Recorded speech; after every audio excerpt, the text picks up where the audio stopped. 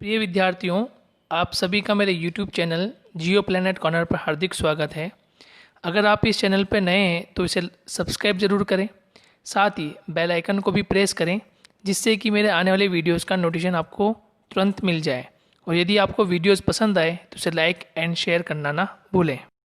Hello students, भूगोल की series में हम कक्षा 10 के लिए जल संसाधन का टॉपिक कवर कर रहे थे और लास्ट हमने राजस्थान की महत्वपूर्ण परियोजनाओं के बारे में चर्चा किया। लास्ट हमने चंबल परियोजना, बीसलपुर परियोजना और अन्य महत्वपूर्ण परियोजनाएं जिसमें जाखम, मेजा बांध परियोजना, जवाई बांध परियोजना पे चर्चा की। और ये महत्वपूर्ण है बोर्ड एग्जामिनेशन के लिए भी और एज वेल एज जो भी कंपटीशन एग्ज़ाम होते हैं उनके लिए भी ये महत्वपूर्ण है। दोस्तों, आज हम चर्चा करते हैं जल संरक्षण की, वाटर कंजर्वेशन की हम चर्चा करेंगे। ये बहुत ही महत्वपूर्ण टॉपिक है, यहाँ से भी प्रश्न पूछे जाने की संभावनाएं बहुत अधिक होती है। दोस्तों, वीडियो के लास्ट तक बने रहें ताकि वीडियो के दरमियान जो भी महत्वपूर्ण विषय सामग्री, महत्वपूर्ण प्रश्न, महत्वपूर्ण जानकारी आती है वह सभी चीज़ें आपको प्राप्त हो सकें और आप इस चैप्टर के माध्यम से संपूर्ण ज्ञान प्राप्त कर सकें। तो चलिए दोस्तों, शुरुआत करते हैं जल संरक्षण की। देखिए, सबसे पहले इसकी डेफिनेशन ही इम्पोर्टेंट है कि प्राकृतिक जल के न्यायोचित उपयोग को सुनिश्चित करना, प्राप्त जल संसाधन का समुचित प्रबंधन करना ही जल संरक्षण है। ठीक है, महत्वपूर्ण है कि किसी स्थान विशेष पर हमें उपयोग के साथ साथ उसका प्रबंधन करना ही जल संरक्षण है। किसी स्थान पर वर्षा जल का उचित जल प्रबंधन कर संग्रहण करना भी जल संरक्षण का एक हिस्सा है। तो देखिए दोस्तों, ये एक परिभाषा यहाँ से भी बनकर आ जाएगी।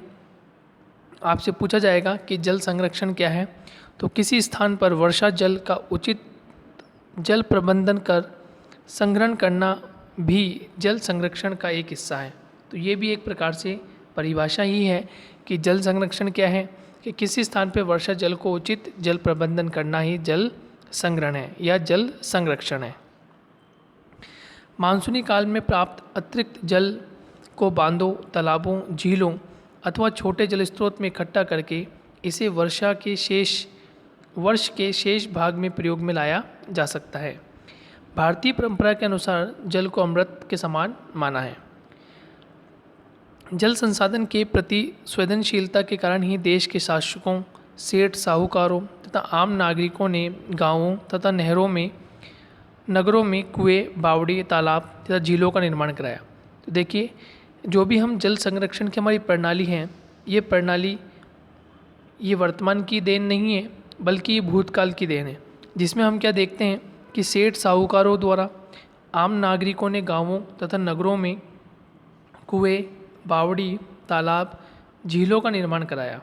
और झीलों का निर्माण, तालाबों का निर्माण, बावड़ियों का निर्माण क्यों करवाया? ताकि जल संरक्षण के प्रति सद्भावना बनी रहे। जल संरक्षण सभी की जिम्मेदारी है। तो ये सभी चीज़ें बहुत महत्वपूर्ण हैं, क्योंकि आने वाले समय में जल महत्वपूर्ण है और यदि जल हमें नहीं मिलेगा तो फिर आने वाली कंडीशन में हो सकता है कि युद्ध भी हो जाए। तो हो सकता है कि तृतीय युद्ध जो हो वो जल के लिए भी हो सकता है। तो जल संरक्षण करना अत्यंत आवश्यक है। इसी कारण भारत में सिंधु सभ्यता की खुदाई से कुंड, कूप और नहरों के साक्ष्य मिले। कौटिल्य के अर्थशास्त्र के अनुसार चंद्रगुप्त मौर्य ने सुदर्शन झील का निर्माण कराया था। तो देखिए विद्यार्थियों, यहाँ से एक प्रश्न पूछा जा सकता है कि किसके अर्थशास्त्र में या किसके लेख में लिखा गया है कि चंद्रगुप्त मौर्य ने सुदर्शन झील का निर्माण करवाया? तो कौटिल्य के अर्थशास्त्र के अनुसार क्या लिखा हुआ है कि चंद्रगुप्त मौर्य ने सुदर्शन झील का निर्माण करवाया था। या प्रश्न ऐसे पूछा जा सकता है कि सुदर्शन झील का निर्माण किसने करवाया? तो आपका आंसर क्या होगा? चंद्रगुप्त मौर्य ने इसका निर्माण करवाया। ठीक है, और महत्वपूर्ण बात क्या है कि चंद्रगुप्त के दरबार में कौटिल्य क्या थे? प्रधानमंत्री थे। चंद्रगुप्त के दरबार में कौटिल्य क्या थे? प्रधानमंत्री थे। ये आपको ध्यान रखना है। कौटिल्य का एक नाम चाणक्य भी आता है। ठीक है, ये भी आपने पढ़ा है, इतिहास की दृष्टि से आपने पढ़ा है कि कौटिल्य का एक नाम चाणक्य भी होता है और चंद्रगुप्त के दरबार में कौटिल्य या चाणक्य प्रधानमंत्री के रूप में थे। तो चंद्रगुप्त ने सुदर्शन झील का निर्माण करवाया, ये हमें किससे पता चलता है? तो चाणक्य या कौटिल्य के अर्थशास्त्र से, चाणक्य या कौटिल्य के अर्थशास्त्र से हमें पता चलता है। नेक्स्ट, दक्षिण भारत में चालुक्य शासकों द्वारा विभिन्न एनीकटों तथा बांधों का निर्माण करवाया गया। तो राजा के समय जो विभिन्न राजा अपने अपने समय में शासन करते थे देशों पर, तो वह भी जल संकट से जूझते थे, तो उन्होंने अपने अपने समय में विभिन्न प्रकार की, चाहे बावड़ी हो, झील हो, बांध हो, उनका निर्माण करवाया। राजस्थान में जल संरक्षण के प्रति संवेदनशीलता परंपरागत रही है, क्योंकि वर्षा की कमी तथा सूखे की आशंका यहाँ हमेशा बनी रहती है। तो हम राजस्थान की बात करें तो राजस्थान में वर्षा अनिश्चित होती है, अनियमित होती है, तो हमें जो भी वर्षा प्राप्त होती है उसका हमें जल का संरक्षण करना होता है, ये बहुत ज़रूरी है। और जब कभी वर्षा नहीं होती तो अकाल जैसी स्थिति होती है, सूखे जैसी स्थिति होती है, तो उस समय जो भी हम संरक्षित करके रखते हैं वो हमारे काम आता है। ठीक है, तो कारण क्या है कि परंपरागत रूप से क्योंकि वर्षा की कमी है और वर्षा की कमी होने के कारण हम संवेदनशील है और हम क्या करते हैं, जल का संरक्षण करते हैं। इसी कारण स्थानीय राजाओं तथा साहूकारों द्वारा बावड़ी, झालरा, नाड़ी, कुएं, कुई तथा जोड़ों का निर्माण करवाया गया। तो देखिए, राजस्थान में जो स्थानीय राजा हुआ करते थे उन्होंने अपने अपने स्थान पर अपने अपने क्षेत्रों में बावड़ी का निर्माण करवाया, झालराओं का निर्माण, नाड़ी, कुएं, कुई, जोड़ों का निर्माण करवाया। और ये सभी जो आप नाम सुन रहे हैं ये सभी क्या है, जल संरक्षण की विधियों के रूप में आने वाले ये प्रारूप हैं, इनके रूप हैं, ये अलग अलग रूप से, चाहे वो बावड़ी के रूप में हो, नाड़ी के रूप में हो, जोहड़ों के रूप में हो, तो इनमें जल एकत्रित किया जाता है। साथ ही छोटे व बड़े बांध, खड़ीन, एनीकेट पेयजल के साथ साथ सिंचाई के लिए भी उपयोगी रहें। तो हम इनका पेयजल के स्रोत के रूप में उपयोग तो करते ही हैं, साथ ही साथ क्या करते हैं कि सिंचाई के लिए भी हम इनका उपयोग कर लेते हैं। तो ये एक महत्वपूर्ण बात है। अब कौन कौन से जल संरक्षण के रूप हैं, एक बार उनको देख लेते हैं कि कौन कौन से जल संरक्षण के मुख्य रूप हैं। तो नंबर 1 बावड़ी, ध्यान रखिएगा, अच्छे से पढ़ना है, प्रश्न पूछा जा सकता है बावड़ी के बारे में विशेष। चतुष्कोणीय, गोल व वर्तुल आकार में निर्मित जल स्रोत जिसके प्रवेश मार्ग के मध्य मार्ग तक ईंटों तथा कलात्मक पत्थरों का प्रयोग किया जाता है। तो आपसे पूछ सकते हैं कि बावड़ी क्या होता है, बावड़ी किसे कहते हैं, ऐसे प्रश्न पूछा सकता है। चतुष्कोणीय गोल वर्तुल आकार में निर्मित जल स्रोत जिसके प्रवेश मार्ग से मध्य मार्ग तक ईंटों तथा कलात्मक पत्थरों का प्रयोग किया जाता है। और आपको यहाँ इसका चित्र भी दिया है, आप चित्र भी दे सकते हैं, आपको चित्र दिया हुआ है, चित्र के माध्यम से आपको दिख रहा है कि ये चतुष्कोणीय है, गोल भी हो सकती है, वर्तुल आकार में निर्मित है, जिसमें जल स्रोत हम ग्रहण करते हैं, जल स्रोत का संरक्षण हम कर सकते हैं। ठीक है दोस्तों, देख लिया होगा आपने। इनके आगे आंगननुमा भाग होते हैं। ठीक है, इन भागों तक पहुंचने के लिए सीढ़ियाँ बनी रहती हैं। तो आप देख रहे होंगे चित्र में सीढ़ियों के माध्यम से स्टेप्स बने हैं और सीढ़ियों के माध्यम से ऊपर से नीचे आया जा सकता है। इन सीढ़ियों पर कलात्मक मेहराब, स्तंभ व झरोके होते हैं। इन झरोकों में स्थानीय जल देवता की मूर्तियाँ होती हैं। राजस्थान में बावड़ियों का निर्माण व उपयोग व्यक्तिगत एवं सामाजिक दोनों स्तरों पर होता है। ठीक है दोस्तों, तो महत्वपूर्ण वाली जो बातें हैं वो मैंने अंडरलाइन करवा दी हैं। अब आगे की ओर बढ़ते हैं। देखिए, जो अंडरलाइन में कर देता हूँ वो आपको लिख लेनी है, प्रश्न बन सकता है वहाँ से। राजस्थान में बावड़ियों का निर्माण व उपयोग व्यक्तिगत व सामाजिक दोनों स्तरों पर होता है। बावड़ियों राज्य के प्राय सभी जिलों में मिलती हैं, लेकिन बूंदी शहर को बावड़ियों की अधिकता के कारण सिटी ऑफ स्टेप वेल्स कहा जाता है। ये बहुत ही महत्वपूर्ण है, प्रश्न पूछा जा सकता है आपको कि सिटी ऑफ स्टेप वेल्स के नाम से राजस्थान का कौन सा जिला या कौन सा शहर फेमस है, तो आपका जवाब क्या होगा, बूंदी। ठीक है। या ऐसे पूछा जा सकता है कि बूंदी शहर बावड़ियों को किस नाम से जाना जाता है, तो सिटी ऑफ स्टेप वेल्स के नाम से जाना जाता है। दोनों तरह से प्रश्न आपसे पूछे जा सकते हैं। सिटी ऑफ स्टेप वेल्स किस शहर को कहा जाता है, तो बूंदी शहर को कहा जाता है। या ऐसे प्रश्न पूछा जा सकता है कि बावड़ियों का शहर कौन सा है, तो बूंदी। बावड़ियों का शहर कौन सा है, बूंदी। या ऐसे पूछा जा सकता है कि बूंदी शहर को बावड़ियों की अधिकता के कारण क्या नाम दिया गया है, तो सिटी ऑफ स्टेप वेल्स नाम दिया गया है। दोनों प्रकार से आपसे प्रश्न पूछा जा सकता है, तो आपको ये विशेष ध्यान रखना है। इसके अलावा आपको कुछ अन्य बावड़ियों के नाम भी थोड़ा ध्यान रखना है। इसके अलावा जैसे जोधपुर की तापी बावड़ी, दौसा की भांडारेज बावड़ी, चित्तौड़ की विनाता की बावड़ी और आभानेरी की चांद बावड़ी। इसमें फेमस बूंदी की बावड़ी जो है, जिसको हम सिटी ऑफ स्टेप वेल्स के नाम से जानते हैं, ये तो महत्वपूर्ण है ही। उसके अलावा आप इनमें से कोई एक अन्य नाम भी आप याद कर सकते हैं। आभानेरी की चांद बावड़ी, ये आपको अच्छे से याद हो जाएगा, क्योंकि जो राजस्थान के बच्चे हैं, राजस्थान के स्टूडेंट हैं, उनको चांद बावड़ी का नाम जरूर याद है। तो आभानेरी की चांद बावड़ी, हालांकि उसका आभानेरी नहीं है, लेकिन आभानेरी की चांद बावड़ी आपको याद हो जाएगा। ठीक है। ये इस तरह से लेख लिखा हुआ होता है, जो भी सेठ, साहूकार, राजा या जनताओं के द्वारा ये बनाया जाता है, तो ये लेख लगा दिया जाता है कि स्तंभ लेख इसको हम कहते हैं। और स्तंभ लेख में जिस राजा के द्वारा, जनता के द्वारा, सेठ साहूकारों द्वारा लगाया जाता है, तो इस तरह से उसको लगाते हैं। नेक्स्ट, तो हमने अभी देखा कि महत्वपूर्ण था बावड़ी, और बावड़ी में किस प्रकार से प्रश्न पूछे जा सकते हैं, ये भी हम देख लिया। अब हम बात करते हैं तालाब की। तालाब में वर्षा जल को एकत्रित किया जाता है, जो पशुधन और मानव के पेयजल का स्रोत रहा है। ठीक है। तो किसका स्रोत रहा है, पशुधन और मानव के पेयजल का। तो पशुधन मतलब पशुओं को नहलाने के लिए, उनको पानी पिलाने के लिए भी हम तालाब का प्रयोग करते हैं, और साथ ही साथ मानव के पेयजल के रूप में भी ये मानव को लाभ पहुंचाता रहा है। अधिकांश तालाबों का निर्माण ढालू भाग के समीप किया गया है। इन तालाबों का निर्माण धार्मिक तथा सामाजिक भावना जुड़ी रहती है।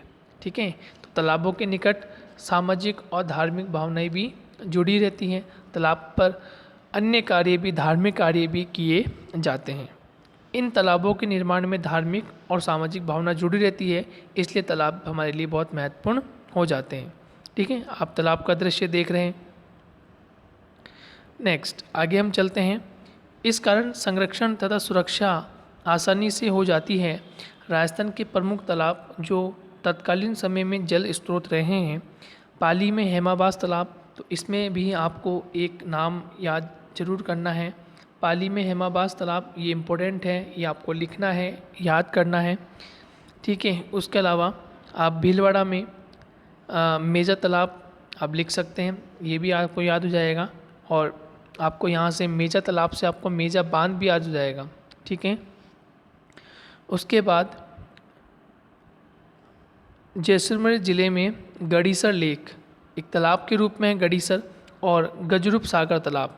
ठीक है। गड़ीसर तालाब और गजरूप सागर तालाब भी आपको याद करना है। तो पाली में हेमाबास आपको ध्यान रखना है, भीलवाड़ा में मेजा तालाब ध्यान रख लेना है, और जैसलमेर ज़िले में गड़ीसर या गज स्वरूप सागर तालाब भी आपको ध्यान रखना है।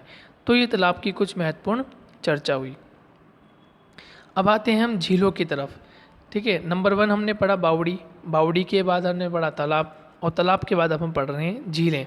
तो झीलें भी जल संरक्षण के मुख्य स्रोत हैं।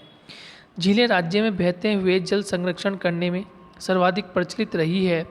इन झीलों का निर्माण स्थानीय साहूकारों, शासकों, बंजारों द्वारा किया गया था। पेयजल के साथ साथ सिंचाई के साधन के रूप में भी प्रचलित रही है। इन झीलों से नहर निकालकर समीप के भागों में सिंचाई कार्य किया जाता था। इन झीलों में स्थानीय आर्थिक तथा सामाजिक विकास में सहायक रही है। अकाल तथा सूखे के समय में झीलें जीवनदायिनी रही है। ठीक है। तो झीलों में जो इम्पोर्टेंट ऊपर की 2-3 लाइनें हैं वो आप लिख सकते हैं। अब देखिए इम्पोर्टेंट बात क्या है कि इन झीलों में अजमेर की आना सागर, ये आप याद कर लेंगे। इन झीलों में अजमेर की आना सागर, उदयपुर की पिछोला झील आपको याद हो जाएगी, फतेह सागर झील ये आप पढ़ लेंगे, क्योंकि आप इन्हें जानते हैं नाम आपने सुना हुआ है, इसलिए ये आपको जल्दी से याद हो जाएगा। ठीक है, अजमेर की आना सागर झील, उदयपुर की पिछोला और फतेह सागर झील, चूरू की ताल झापर झील। ठीक है, इस प्रकार से आगे भी देखें, जालोर का बाखली बांध, टोंक का टोरडी सागर, पाली में सरदार संबंध, बूंदी की नवलखा झील, ये भी बहुत महत्वपूर्ण है, बूंदी की नवलखा झील। तो आप क्या याद कर लेंगे, अजमेर की में आना सागर याद रखें, उदयपुर में पिछोला झील और फतेह सागर ध्यान रखें, और बूंदी की नवलखा झील आप याद रखें। ठीक है, ये आपको कुछ महत्वपूर्ण झीलों के नाम याद होने चाहिए। ठीक है, तो झीलें भी क्या है, जल संरक्षण का मुख्य स्रोत है। अब देखिए, ये आप देख रहे हैं पुष्कर झील, अजमेर में पुष्कर झील भी एक अच्छा उदाहरण है। राजसंबंध की नौ चौकी झील। ठीक है दोस्तों, इस प्रकार से 3 हमने जल संरक्षण की मुख्य विधियों के बारे में चर्चा कर ली है। और एक और लेटेस्ट हम बात करते हैं नाड़ी, इसकी चर्चा करेंगे नाड़ी की। देखिए, इम्पोर्टेंट है कि सामान्यतः तालाब का छोटा रूप होता है। सामान्यतः तालाब का क्या होता है, छोटा रूप। तो तालाब जो है वो बड़ा रूप है और नाड़ी क्या है, उसका छोटा रूप है। ये पश्चिमी राजस्थान में अधिकांशतः पाई जाती है। कौन से भाग में पाई जाती है, राजस्थान के पश्चिमी राजस्थान में पाई जाती है। ठीक है, जबकि तालाब जनरली हर जगह मिलता है, लेकिन नाड़ी कहाँ मिलती है, पश्चिमी राजस्थानी भाग में मिलती है। नाड़ी में रेतीले मैदानी भाग के निचले क्षेत्रों में वर्षा जल को एकत्रित किया जाता है। तो देखिए, नाड़ी में रेतीले मैदानी भाग के जो नीचे का भाग होता है, उसके निचले क्षेत्रों में वर्षा जल को एकत्रित किया जाता है। नाड़ी सामान्य रूप से 4 से 5 मीटर गहरी हो सकती है। इसमें छोटा आकार तथा कम गहराई तथा वर्षा जल के साथ आने वाली मिट्टी के कारण वर्षा जल अल्पकाल के लिए इकट्ठा हो जाता है। तो वर्षा जल के साथ क्या आती है, मिट्टी आ जाती है। ठीक है, गहराई कम होती है तो अल्पकाल के लिए जल ही इकट्ठा हो पाता है, ज़्यादा समय तक जल इसमें इकट्ठा नहीं हो सकता। वर्षा जल अल्पकाल के लिए होता है। इन नाड़ियों में मिट्टी को प्रतिवर्ष निकाला जाता है तथा नाड़ियों को गहरा किया जाता है। ये प्राय पश्चिमी राजस्थान में ग्रामीण जनसंख्या, पशुओं तथा वन्य जीवों के पेयजल का मुख्य स्रोत है। देखिए दोस्तों, आपको ध्यान रखना है, देखिए तालाब हर जगह मिलता है और तालाब का छोटा रूप क्या है, नाड़ी। क्लियर हो गया। और ये ध्यान रखना है, ये प्राय कहाँ मिलेंगे, पश्चिमी राजस्थान के ग्रामीण जनसंख्या क्षेत्रों में पशुओं और वन्य जीवों के पेयजल का मुख्य कारण बनता है। तो इस तरह से आपको नाड़ी, आपको ध्यान आ जाएगा कि नाड़ी का संबंध किससे है, पश्चिमी राजस्थान से है। नाड़ी का संबंध किससे है, पश्चिमी राजस्थान से। और ये तालाब से छोटा रूप है, तालाब का क्या है, ये छोटा रूप है। गहराई कम होती है, वर्षा जल कम समय के लिए एकत्रित किया जा सकता है। ठीक है दोस्तों, समझ में आ गया होगा आपको नाड़ी। उसके बाद हम चर्चा करते हैं टाँका, ये भी महत्वपूर्ण है। ठीक है, टाँका, हम इसकी चर्चा करते हैं, टाँका क्यों महत्वपूर्ण है। देखिए, टाँका जो है ये भी पश्चिमी राजस्थान में परंपरागत जल संग्रहण तथा जल संरक्षण स्रोत है। जल संग्रहण भी करना है और संरक्षण का स्रोत है, जो कि प्रत्येक घर तथा खेत की भूमि में 5 से 6 मीटर गड्ढा खोदकर बना दिया जाता है। इसके ऊपरी भाग पर पत्थरों तथा अथवा स्थानीय उपलब्ध संसाधनों से ढक दिया जाता है। तो देखिए दोस्तों, ये एक प्रकार से कुएं जैसा ही दिखता है। ठीक है, लेकिन इसमें थोड़ी सी बनावट ये है कि एक तो ये पश्चिमी राजस्थान में है, नंबर 1। दूसरा क्या है कि इसके ऊपरी भाग में पत्थरों अथवा स्थानीय उपलब्ध संसाधन जो होता है उसके माध्यम से ढक दिया जाता है। ठीक है, जैसे आप देख पाएंगे इस चित्र में, इसके ऊपरी भाग को ढक दिया, इसके ऊपरी भाग को क्या कर दिया, ढक दिया, और ये एक नालीनुमा आकृति बना दी। वर्षा का जल जो भी इकट्ठा होकर यहाँ से इसके अंदर समाहित हो जाता है और ऊपर से ढक दिया जाता है, ऊपर से ढक दिया जाता है ताकि वाष्पीकरण की क्रिया नहीं हो। ठीक है, और पानी जो है वो इसके आंतरिक भाग में स्टोरेज होता रहे। तो टाँके का संबंध पश्चिमी राजस्थान से, ये आपको ध्यान रखना है। टाँके का संबंध कहाँ से है, पश्चिमी राजस्थान से। नाड़ी का संबंध भी हमने कहाँ से पढ़ा, पश्चिमी राजस्थान से। तालाब मोस्टली हर जगह देखने को मिलते हैं। झीलें जो हैं वो हमने पढ़ ली कि झीलें कौन कौन से क्षेत्रों में सर्वाधिक हैं। जैसे अजमेर में आना सागर झील हो गया, पुष्कर झील हो गई। ठीक है, उसके अलावा उदयपुर में पिछोला झील हो गई, राजसमंद झील या फतेह सागर झील हो गई। तो ये कुछ महत्वपूर्ण है, ये आपको ध्यान रखना है। तो नाड़ी के बाद हमने टाँका को भी पढ़ लिया। कुछ अन्य बात और टाँके की हम कर लेते हैं कि इसमें घरों की छत तथा आकोर से आने वाली वर्षा जल को संग्रहण कर दिया जाता है।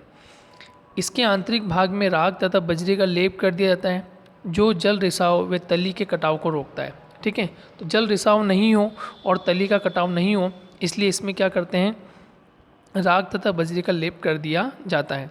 और राजस्थान में जल स्वावलंबन योजना तथा अन्य योजनाओं में इन टाँकों का निर्माण किया जाता रहा है। ठीक है, तो जो मुख्यमंत्री जल स्वावलंबन योजना है उसके तहत टाँकों का निर्माण किया जा रहा है। और टाँके मोस्टली कहाँ पर देखने को मिलते हैं, तो पश्चिमी राजस्थान में देखने को मिलते हैं। ठीक है दोस्तों, समझ में आया आपको। नेक्स्ट हम बात करते हैं जोहड़ की। नेक्स्ट किसकी बात करते हैं, जोहड़। ये भी महत्वपूर्ण है। जोहड़ जो है ये शेखावटी क्षेत्र तथा हरियाणा में वर्षा जल संग्रहण का साधन है। देखिए, जोहड़ में आपको ध्यान रखना है कि जोहड़ कहाँ का है, तो जोहड़ कहाँ का है, शेखावटी क्षेत्र और हरियाणा के आसपास का क्षेत्र। तो शेखावटी क्षेत्र कौन सा है, तो शेखावटी में आपको सीकर, झुंझुनू, ठीक है, चूरू, ये जो रीजन आप देखते हैं ये शेखावटी क्षेत्र है। और चूरू है, झुंझुनू है, सीकर रीजन है, इसी के पास में एक हमारे अंतर्राज्यीय सीमा लगती है। और कौन से राज्य से लगती है, हरियाणा से। कौन से राज्य से, हरियाणा से। ठीक है, तो आपको ध्यान रखना है।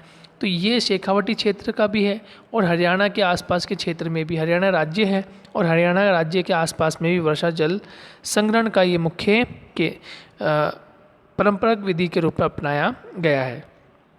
ठीक है, इसका रूप सामान्यतः टाँके के समान ही है। इसका जो रूप होता है वो सामान्य टाँके के समान ही होता है, परंतु इसका ऊपरी भाग टाँके से बड़ा होता है। ऊपरी भाग कैसे होता है, टाँके से बड़ा। तो देखिए, आप फोटो में देखेंगे इस प्रकार से ये आपको दिख जाएगा। ठीक है दोस्तों, आगे बढ़ते हैं। ये चौकोर रूप में जोहड़ का निर्माण है और ये गोलाकार जोहड़ के रूप में निर्माण है। जबकि टाँका जो था वो ऊपर से पूरा पैक था, ऊपर से पूरा बंद था, जबकि जोहड़ जो ऊपर से पूरा खुला हुआ होता है, या तो चौकोर भी हो सकता है या गोल भी हो सकता है। और दोनों में यदि हम भिन्नता देखें तो टाँका जो है पश्चिमी राजस्थान का है, जबकि जोहड़ जो है वो शेखावटी क्षेत्र का है। ठीक है, और हरियाणा के आसपास के क्षेत्रों में भी ये जोहड़ का निर्माण होता है। जोहड़ होता है ऊपर से खुला हुआ होता है, जबकि टाँका बिल्कुल ऊपर से पैक होता है और आंतरिक भाग में राख या लेप, मिट्टी का लेप लगा दिया जाता है जिसके माध्यम से जल रिसाव नहीं होता। ये आपको ध्यान रखना है। परंतु इसका ऊपरी भाग टाँके से बड़ा और गोलाकार और खुला होता है, जिससे बहते हुए वर्षा जल इसके आगोर में माध्यम से इकट्ठा हो जाए। ये जोहड़ पशु तथा मानव के लिए पेयजल का उत्तम स्रोत है। नेक्स्ट हम बात करते हैं बेरी या छोटी कुई। ये पश्चिमी राजस्थान में तालाब तथा खडीन में आगोर भूमि में 5 से 6 मीटर गहरा गड्ढा खोद कर बनाई जाती है। इसका व्यास लगभग 2 से 3 फीट होता है तथा इसकी दीवारों को पत्थरों से बांधा जाता है, जिससे भूमिगत जल रिस कर आता है। इसका उपयोग भूमिगत जल रिस कर आने से ग्रीष्म ऋतु में वर्षा जल के सूखने के बाद किया जाता है। इसे स्थानीय भाषा में बेरी कहा जाता है। स्थानीय भाषा में बेरियाँ बाड़मेर और जैसलमेर में पाई जाती हैं। तो एक इम्पोर्टेंट बात यह है कि बेरियाँ मुख्य रूप से कहाँ पाई जाती हैं, तो पश्चिमी राजस्थान में तालाब और खडीन। ठीक है, और पश्चिमी राजस्थान का भाग है बाड़मेर और जैसलमेर। तो ये पाई भी कहाँ जाती हैं, बाड़मेर और जैसलमेर में पाई जाती है। नेक्स्ट हम बात करेंगे खडीन। खडीन वस्तुतः जैसलमेर जिले में मध्यकाल में पालीवाल ब्राह्मणों द्वारा अपनाई गई जल संरक्षण तथा जल प्रबंधन की एक ऐसी तकनीक है जो कृषि तथा पेयजल के लिए सर्वाधिक उपयुक्त मानी गई है। देखिए, खडीन में महत्वपूर्ण क्या है कि खडीन कौन से जिले में वस्तुतः बनाई गई, जैसलमेर जिले में। जैसलमेर जिले में किन के द्वारा, पालीवाल ब्राह्मणों के द्वारा। पालीवाल ब्राह्मणों के द्वारा जैसलमेर में खडीन का निर्माण किया गया, जो कि जल संरक्षण तथा जल प्रबंधन की बहुत अच्छी तकनीक है, जिससे कृषि तथा पेयजल के लिए ये सर्वाधिक उपयुक्त मानी जाती है। इसमें पहाड़ी भागों में वर्षा काल में बहते हुए जल को ढालू भागों पर कच्ची अथवा पक्की मेड़ या दीवार बनाकर रोका जाता है तथा अतिरिक्त जल को इसकी दीवार के एक भाग से निकाल दिया जाता है, जिससे इसे लगते दूसरे खडीन भूमि को जल मिल सके। इस खडीन भूमि में वर्षा जल से भूमिगत जल में वृद्धि, मिट्टी संरक्षण तथा मिट्टी में नमी बनी रहती है। इससे रबी तथा खरीफ के दोनों फसलें आसानी से पैदा होती हैं। साथ ही इसके किनारों तथा आगोर पर बनी बेरियों से ग्रीष्मकाल में पेयजल मिलता रहता है। तो देखिए इस प्रकार से ये कुछ इस प्रकार से बनती है। छोटी खड़ीन, बड़ी खड़ीन भर जाने के बाद छोटी खड़ीन में इसका पानी चला जाता है, ठीक है। और एक प्रकार से तालाब का रूप ही होता है, लेकिन तालाब में और उसमें थोड़ा सा ये अंतर है कि आसपास की दीवारें जो होती है वो थोड़ी सी मजबूत टाइप में होती है, ठीक है दोस्तों। जल की एक बूंद सहज कर अधिकतम उपयोग की मानसिकता से इन विभिन्न तकनीकों को जन्म दिया। धार्मिक आस्था से जुड़े होने से स्वतः ही संरक्षित होते रहे हैं, जिनके कारण ये स्रोत लंबे समय तक स्थानीय जीव जंतु एवं प्राकृतिक वनस्पति और मानव के लिए पेयजल की आपूर्ति करते रहे। तो इस प्रकार से दोस्तों हमने देखिए बावड़ी के बारे में अध्ययन कर लिया। बावड़ी महत्वपूर्ण है। बूंदी शहर जो कि सिटी ऑफ स्टेप वेल्स के नाम से जाना जाता है, ये आपको ध्यान रखना है। तालाबों के बारे में हमने चर्चा किया। झीलों के बारे में हमने पढ़ा, आना सागर झील है, पुष्कर झील है, ठीक है, पिछोला झील है। उसके बाद हमने नाड़ी की चर्चा की। नाड़ी के बाद हमने टाँके की चर्चा की। टाँके भी महत्वपूर्ण है। पश्चिमी राजस्थान में टाँके का निर्माण होता है और आंतरिक भाग में राख या फिर मिट्टी से लेप कर दिया जाता है, ठीक है। उसके बाद हमने खड़ीन की चर्चा की और खड़ीन भी बहुत ही महत्वपूर्ण है, ठीक है। जोहड़ भी महत्वपूर्ण है। जोहड़ जो कि शेखावटी क्षेत्रों में और हरियाणा के आसपास क्षेत्रों में टाँके के समान ही होता है, लेकिन ऊपर से खुला हुआ होता है, जबकि टाँका ऊपर से पूरा बंद होता है।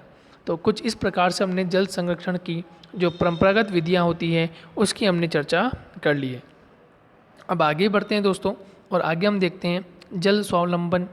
मुख्यमंत्री जल स्वावलंबन क्यों महत्वपूर्ण है और इसका आगे किस प्रकार से हमें उपयोग करना है ताकि जल को हम संरक्षित कर सकें और जल का प्रबंधन उचित बनाया जा सके। तो वर्तमान में गिरते भूमिगत जल स्तर, स्थानीय स्तर पर प्रचलित जल स्रोतों की दुर्दशा, बड़े बांधों में बढ़ती मिट्टी की गाद तथा वर्षा की कमी के कारण जल संकट की विकट परिस्थिति उत्पन्न होने लगी है। तो क्यों हम जल का स्वावलंबन कर रहे हैं, जल को संरक्षण प्रदान कर रहे हैं? तो बड़े बांधों में मिट्टी की गाद जमा हो जाना, वर्षा की कमी का कारण होना, क्योंकि हम अंधाधुंध वर्षों की कटाई कर रहे हैं। और यदि हम वनस्पति को समाप्त कर देंगे, वृक्षों को काट देंगे, तो फिर बारिश नहीं होगी, वर्षा नहीं होगी। जब वर्षा नहीं होगी तो फिर जल संकट गहरा जाएगा। साथ ही बढ़ती जनसंख्या से जल की बढ़ती मांग के कारण संकट और भी गंभीर हो गया है। जनसंख्या बढ़ने से भी क्या हो रहा है, धीरे धीरे जल संकट देखने को मिल रहा है। देखिए दोस्तों, ये बहुत ही इंपॉर्टेंट पॉइंट्स हैं, आप इनको लिखते चलिए या सब पॉइंट बनाते चलिए। जैसे इसमें आप लिख सकते हैं कि बड़े बांधों का मिट्टी जमा होना या वृक्षारोपण नहीं करना, वृक्षों को अधिक काटना या वर्षा की कमी, तो ये आपका एक पॉइंट हो सकता है। क्योंकि जल संरक्षण पर या जल स्वावलंबन पर यदि आपको एक बड़ा प्रश्न मिलता है तो आप उसका जवाब कैसे देंगे?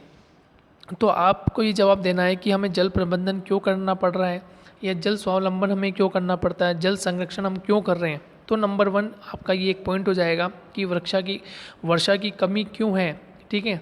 तो वर्षा की कमी होगी तो जल संकट होगा, ठीक है। ये बड़े बड़े बांधों में मिट्टी की गाद जमा हो जाएगी तो जल संकट होगा। तो ये नंबर 1 पॉइंट है, ठीक है। मैं बताते चल रहा हूँ आपको, आप जरूर ध्यान रखें। दूसरा क्या है, बढ़ती जनसंख्या। दूसरा पॉइंट क्या हो जाएगा आपके लिए, बढ़ती जनसंख्या से जल में बढ़ती मांग, तो फिर जल में विकराल रूप धारण हो गया, ठीक है। संकट हमारे सामने है, तो ये दूसरा पॉइंट हो जाएगा कि जनसंख्या बढ़ रही है, इसलिए जल की समस्या में देखने को मिल रही है। इसी को ध्यान में रखकर भारत सरकार ने जल क्रांति अभियान तथा राजस्थान सरकार ने मुख्यमंत्री जल स्वावलंबन कार्यक्रम आरंभ किए हैं। इन कार्यक्रमों का आरंभ करने का मुख्य उद्देश्य स्थानीय स्तर पर जल का समुचित प्रबंधन किया जाना है। तो हम जल को व्यर्थ ना बहाएं, ये हमारे लिए इम्पोर्टेंट है। जल का जितना हम संरक्षित प्रबंधन कर सकते हैं उतना ही हमारे लिए लाभदायक होगा, हमारे लिए भी और आने वाली भविष्य की पीढ़ी के लिए भी। सामान्यतः जल का प्रबंधन तथा संरक्षण परंपरागत रूप से प्रत्येक ढाणी, गांव व कस्बे में नाड़ी, तालाब, कुएं, बावड़ी, जोहड़ व बेरी आदि विभिन्न रूपों में अपनाया गया है। ये जल स्रोत तत्कालीन समय के अनुसार स्थानीय स्तर पर जल प्रबंधन तथा जल संरक्षण का अनुपम उदाहरण थे, जो कि लंबे समय तक स्थानीय स्तर पर जल प्रदान करते रहे। लेकिन समय के साथ साथ क्या हुआ है, ये सब धीरे धीरे समाप्त हो गए हैं। जहाँ कहीं है वहाँ बहुत कम है, और जहाँ बिल्कुल भी नहीं है तो धीरे धीरे समाप्ति की ओर है। ठीक है, तो ये क्या है, स्थानीय स्तर पर हमें क्या करना है, जल का संरक्षण करना है। यदि हम स्थानीय स्तर पर जल का संरक्षण नहीं करेंगे तो फिर आने वाली समस्या में बहुत अधिक देखने को मिलेगी, और जिसमें जल संकट सबसे ज़्यादा होगा। जल प्रबंधन की परंपरागत सुव्यवस्थित तकनीकों से राजस्थान के पश्चिमी भाग में अकाल के समय भी पर्याप्त मात्रा में जल उपलब्ध नहीं होता।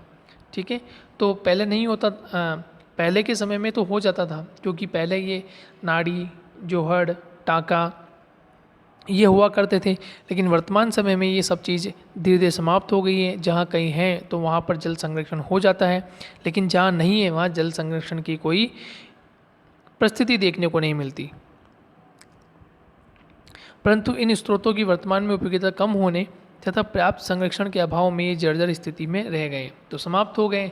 इसकी देखरेख नहीं होती तो समाप्त होते चले गए, और एक समय ऐसा आ जाएगा कि बिल्कुल समाप्त हो जाएंगे और फिर हमें जल का संकट देखने को मिलेगा। वर्तमान समय में जल की कमी से उत्पन्न होने वाले संकट से मुक्ति के लिए जल स्वावलंबन आवश्यक हो गया है, जिसके अंतर्गत स्थानीय स्तर पर जल की बचत तथा जल के उपयोग को व्यवस्थित करना तथा वर्षा जल को स्थानीय स्तर पर संरक्षित कर उसका समुचित प्रबंधन करना है। तो हमें जल का प्रबंधन क्या करना है, क्यों इसका कारण बन रहा है कि हम समुचित प्रबंधन करें। तो वर्तमान समय में जो जल की कमी हो रही है उससे उत्पन्न होने वाले जो संकट हैं उससे मुक्ति पाने के लिए हमें जल का स्वावलंबन करना आवश्यक होगा। और स्थानीय स्तर पर जल के प्रत्येक व्यक्ति को, प्रत्येक नागरिक को, प्रत्येक परिवार को, प्रत्येक समुदाय को हमें करना होगा कि हम ये नहीं कर सकते कि हमारा ज़िला या हमारा राज्य करेगा या हमारी कॉलोनी वाले करेंगे। नहीं, प्रत्येक व्यक्ति को अपने स्तर पर, अपने परिवार के स्तर पर ये कार्य करना होगा। जल को जितना आप संरक्षित करेंगे, जितना आप संरक्षण प्रदान करेंगे, उतना ही भविष्य के लिए ये उपलब्ध हो सकेगा। अदरवाइज़ ऐसा समय आएगा कि जल होता है क्या है, इसके लिए भविष्य जो आने वाली पीढ़ी है वो चिंतित रहेगी। इसमें लक्ष्य रखा गया है कि इन परंपरागत स्रोतों का स्थानीय स्तर पर पुनर्विकास करके इनका सिंचाई तथा अन्य कार्यों में उपयोग किया जाए। ठीक है, तो पेयजल के उपयोग नहीं कर सकते हैं तो कम से कम हम सिंचाई या अन्य कार्यों में तो इसका उपयोग कर सकते हैं। साथ ही स्थानीय स्तर पर वर्षा जल व भूजल का इस प्रकार से उपयोग किया जाए कि भविष्य में भी स्थानीय स्तर पर जल की उपलब्धता बनी रहे। तो जल की उपलब्धता बनी रहने के लिए हमें विभिन्न प्रकार के प्रयास अपने स्तर पर करने होंगे। अब है मुख्यमंत्री जल स्वावलंबन योजना। ठीक है, यहाँ से प्रश्न पूछे जाते हैं कि मुख्यमंत्री जल स्वावलंबन योजना किसे कहते हैं, क्या है, इसके बारे में कुछ बताइए। तो ये बहुत महत्वपूर्ण है। तो राजस्थान सरकार के द्वारा